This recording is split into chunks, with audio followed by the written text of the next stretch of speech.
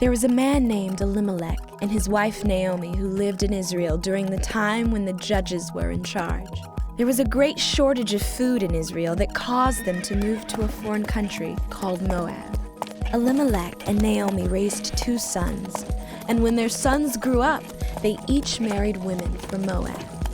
Sadly, Naomi's husband and 2 sons died, and Naomi was left alone with her 2 daughter-in-laws.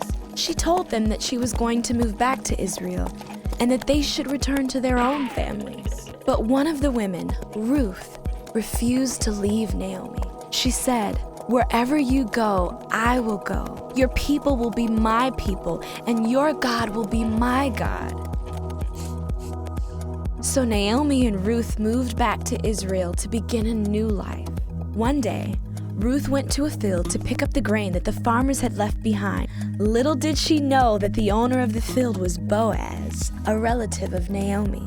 Boaz was kind to her and offered her to come find food whenever she wanted.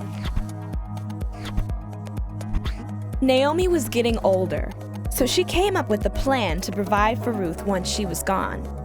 She suggested that Ruth sneak into Boaz's bedroom while he was sleeping, uncover his feet, and ask him to take care of her. Ruth took Naomi's advice. She uncovered Boaz's feet and laid down next to him. In the middle of the night, Boaz woke up startled.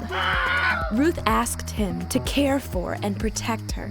Boaz agreed, but said he needed to first buy the land she lived on so that he would have the right to marry her. So Boaz brought together the decision makers of his town and asked for permission to buy the land. The leaders gave Boaz permission and prayed that God would help Ruth be a great wife. They were married and had a son named Obed, who would soon become the grandfather of one of the greatest leaders Israel had ever known.